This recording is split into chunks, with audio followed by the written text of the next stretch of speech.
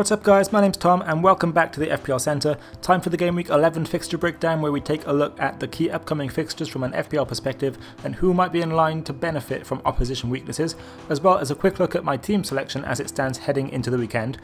If you like the content I'm doing here on both FPL and the Fantasy Champions League game, make sure to give the video a thumbs up and get yourself subscribed, and also make sure to hit that notification bell as well so you know when the latest video drops. But yeah, let's get straight into it.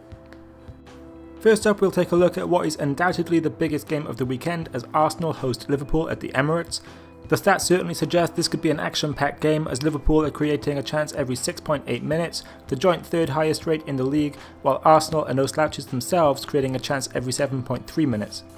Liverpool have also created 20 big chances so far this season, the fifth highest number in the league, while Arsenal have created just 3 fewer big chances with 17. None of this should come as any surprise of course, as we all know both of these sides have some tremendous creative attacking talent at their disposal. Liverpool are the better side when it comes to generating shots inside the box, as they rank 4th in the league with 86 attempts within the area, while Arsenal have managed 15 fewer shots in the box with 71. The key difference between these two teams though could lie in their defensive ability, as Liverpool have conceded 7 big chances all season, the second fewest number in the league behind only Man City, and they've also conceded the third fewest number of shots in the box with 49.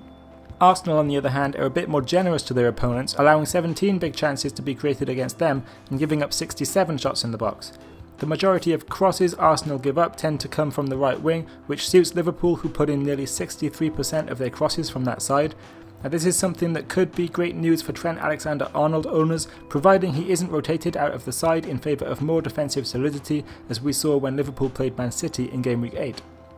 Arsenal also give up the majority of their chances from both wings, which again you would imagine plays into Liverpool's hands a little bit, with both Mane and Salah being the main attacking threats operating on the flanks. Next up, we'll take a look at this season's first Saturday night football game where Wolves host Spurs in a game where one of the best attacking sides in the league meets one of the best defensive sides. Spurs rank 4th in the league for big chances created and 3rd for generating shots in the box, ahead of the likes of Liverpool in both of those categories, and Pochettino's men are also creating a chance every 6.8 minutes, the exact same rate as Liverpool have managed through the season so far.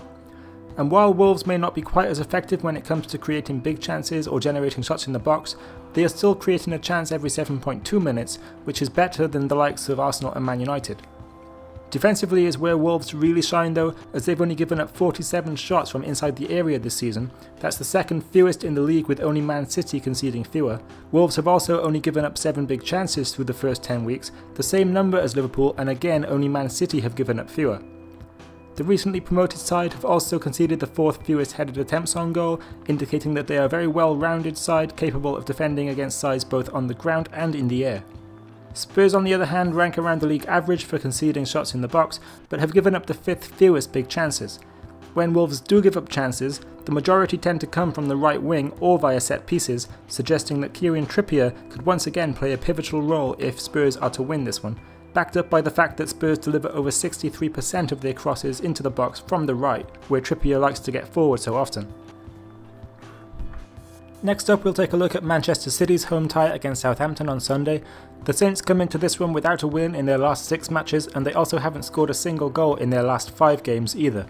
Things don't look likely to improve too much for Mark Hughes' men this weekend, as they come up against a Man City side that have only conceded 3 goals all season and are giving up the fewest big chances as well as the fewest shots in the box so far this season. City also continue to top the ranks when it comes to the attacking stats too, generating the highest number of shots in the box this season with 131 and creating the highest number of big chances with 36. Not good news for a leaky Southampton defence, giving up the 3rd highest number of big chances and the 4th highest number of shots in the box so far this season. The Saints give up the majority of crosses and the majority of chances against them from the right wing, meaning that Riyad Mahrez could be in line to benefit if he continues to hold the starting role on the right flank, with some potential for Kyle Walker to get involved on the overlap, although he has been relatively quiet this season in an attacking sense, with just the 1 goal and no assists recorded so far. City, however, do have a tendency to favour the left-hand side and central areas when it comes to creating chances for themselves, and it's hard to see Southampton being able to stop them no matter which area of the pitch City's natural game is inclined to exploit, so don't count out the likes of Mendy, Sterling, Aguero and both Silvers getting involved on the action.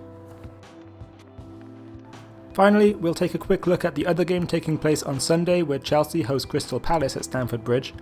Maurizio Sarri's influence on Chelsea is clearly reflected in the fact that they rank second for generating shots in the box with 108, the only side other than Man City to be averaging over 10 per game through the season so far. Chelsea also rank third for creating big chances and are creating a chance every 5.3 minutes, behind only Man City. Crystal Palace, on the other hand, have created the fourth fewest big chances so far this season and are also in the bottom half of the table for generating shots in the box. Defensively, they've given up the joint 6th highest number of big chances with 19, level with both Cardiff and Newcastle, as well as the 8th highest number of shots in the box. So Palace are not the worst team in the league by any means, but they do not rank particularly well either as an attacking or a defensive unit. The majority of crosses conceded by Roy Hodgson's side tend to be delivered from the left wing, which again is positive news for Marcos Alonso owners. Palace are also conceding a high number of chances from all areas of the pitch, so combined with Chelsea's tendency to generate chances from the left wing, this could result in a good week for Eden Hazard, who should be fully recovered from the back injury that saw him miss out in Game Week 10. So this is the team selection as it stands. I'm around 156k in overall rank right now, so obviously hoping for a big week here in order to make a push back into the top 100k. One transfer has been made this week and it's in goal, where Fabianski comes in for Hart and immediately gets a start as West Ham host Burnley, with Patricio dropping to the bench as Wolves face a tougher game against Spurs. In defence, we'll revert to a back three with Alonso, Doherty and Mendy all capable of providing attacking returns in any given week. Trent Alexander-Arnold will be set as our first sub this week, with Wan-Bissaka in our third bench spot.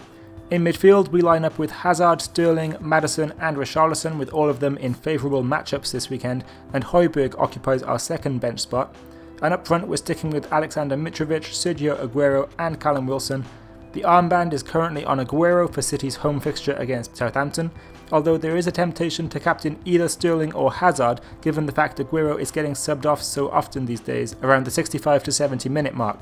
A final decision will be made before the deadline, so make sure to keep an eye on my Twitter feed if you want to keep up to date with that. So there we go guys, if you liked the video, give it a thumbs up, subscribe if you want to keep up with what I'm doing here at the FPL Centre, and make sure to hit that notification bell as well when you do subscribe so you know when the latest video drops. Let me know in the comments if you've made any big changes to your team heading into the weekend, but good luck in Game Week 11 guys, that's all from me today, thanks for watching.